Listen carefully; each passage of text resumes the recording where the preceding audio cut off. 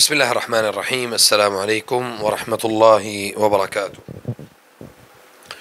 الحمد لله رب العالمين، والصلاة والسلام على أشرف الأنبياء والمرسلين نبينا محمد صلی اللہ علیہ وسلم وعلى آلہ وصحبہ اجمعین، اما بعد. ہمارا جو آج کا جو موضوع ہے وہ دو تین سوالات کا انشاءاللہ تعالی ہم احاطہ کریں گے، اور ان سوالات میں سب سے پہلا جو سوال ہے کہ جو جنات ہیں وہ انسانوں کے اوپر مسلط کیوں ہوتے ہیں، اس کی وجوہات کیا ہوتی ہیں. بہت ساری وجوہات ہیں، بہت ساری چیزیں جو ہے نا وہ بیان کے قابل ہیں، لیکن سب سے اہم جو چیز ہے وہ یہ ہے کہ ان چیزوں کو ہم کس طرح سے سمجھ سکتے ہیں. اور دوسرا اس کا جو ہمارا سوال ہے وہ یہ ہے کہ کیا ایسی کوئی دعا موجود ہے کہ جو بغیر کسی دوائی کے یا بغیر کسی اس کے آپ اپنے جسم کے اوپر پڑھ کے آپ اس سے علاج کر سکتے ہیں. اور تیسرا ہمارا سوال یہ ہے کہ پھونک مارنے کی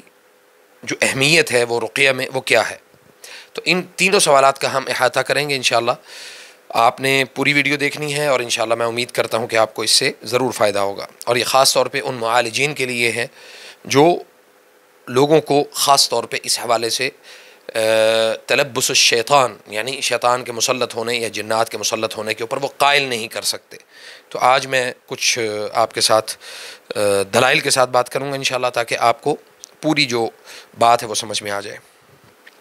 سب سے پہلی چیز یہ ہے کہ تلبس کا معنی کیا ہے کہ کسی چیز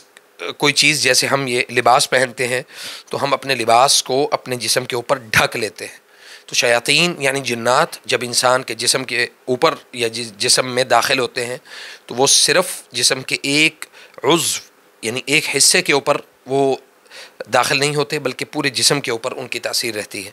جیسا کہ حدیث میں ہے، نبی صلی اللہ علیہ وسلم نے فرمایا کہ ان الشیطان یجری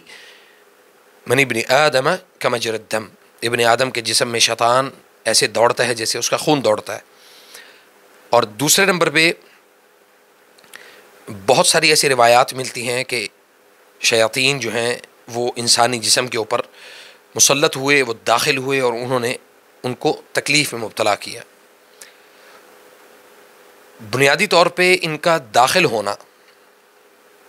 ہماری عقل تو اس بات کو تسلیم نہیں کرتی کہ کوئی ایک جن جو ہے وہ کسی انسانی جسم کے اندر داخل ہو اور اس کو وہ تکلیف میں مبتلا کر سکے، لیکن اللہ تعالیٰ نے ان کو ایک تقویت دی ہے، ایک قوت دی ہے، اور اس قوت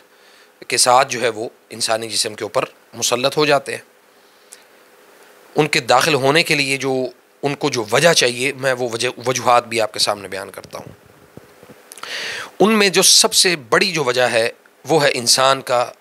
بد عقیدہ ہونا، عقیدہ توحید سے اس کا مبرہ بالکل بری ہو جانا. اور اکثریت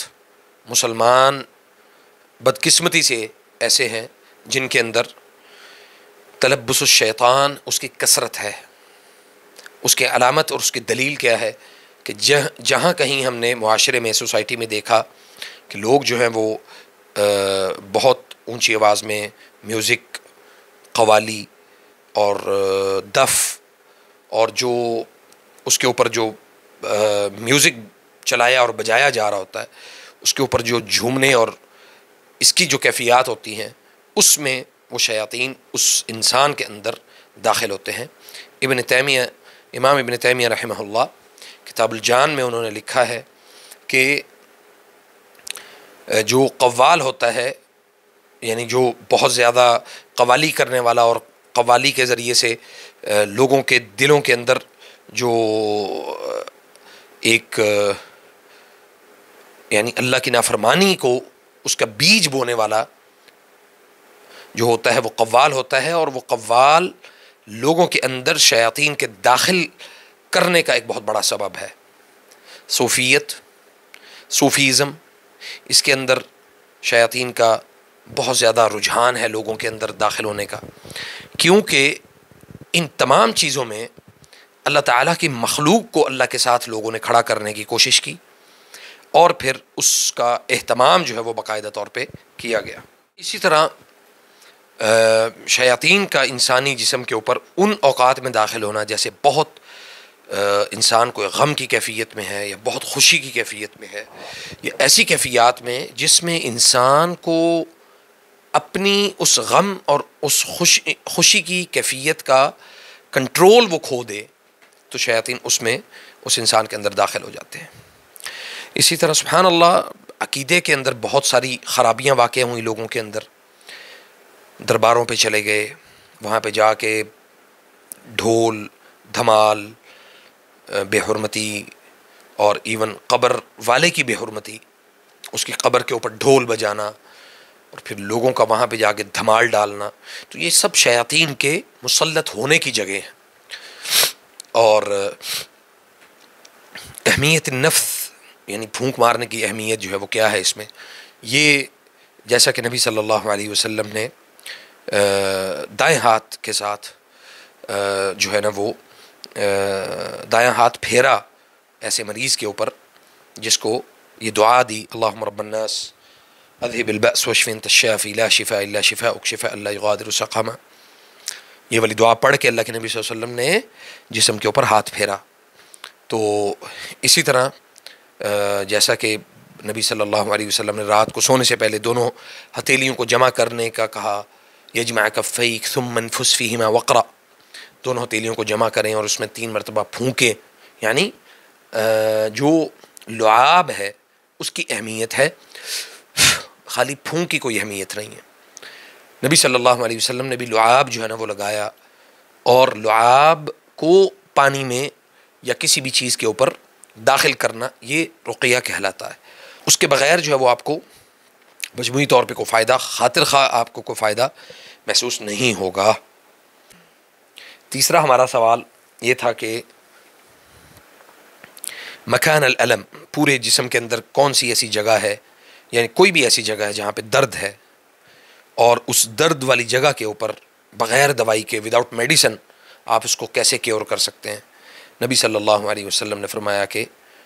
ضع یدک علی مکان الالم، اپنا ہاتھ تو اس جگہ پہ رکھیں جہاں پہ آپ کو درد ہوتا ہے، اور اس درد والی جگہ پہ اپنا دایاں ہاتھ رکھیں، اور پھر 3 مرتبہ پڑھیں آپ بسم اللہ بسم اللہ بسم اللہ، اور اسی طرح پھر اعوذ بعزت اللہ وقدرتہ من شر ما اجد واحاذر، یہ 7 مرتبہ یہ دعا پڑھیں، آپ کے جسم کا وہ درد ختم ہو جائے گا۔ اس کا مطلب کیا ہے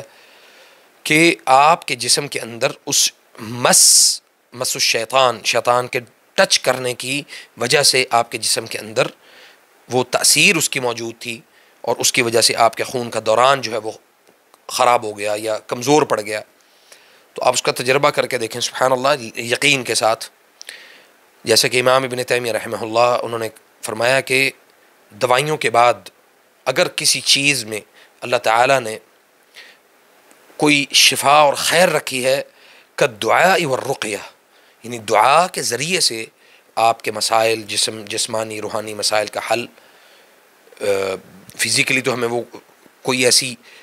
اس کی تاثیر نظر اترتی ہوئی نظر نہیں آتی، لیکن عملی طور پہ اللہ تعالیٰ آپ کو، آپ کی ان دعاؤں کو، اور رقیہ چونکہ خود بذات خود جو ہے نا یہ ایک دعا ہے،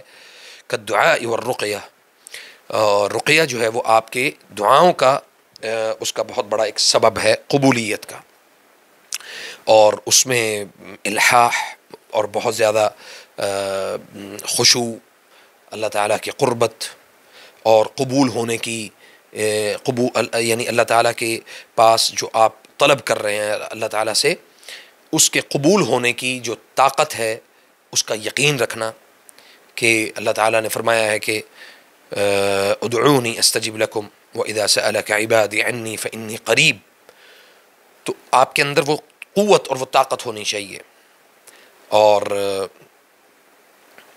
سبحان اللہ، جب یہ سارے اعمال، سارے مجموعی طور پہ اعمال ہم ان کو کرنا شروع کرتے ہیں یا اس کے اوپر پریکٹس کرتے ہیں، تو پھر عملی طور پہ آپ ان چیزوں سے،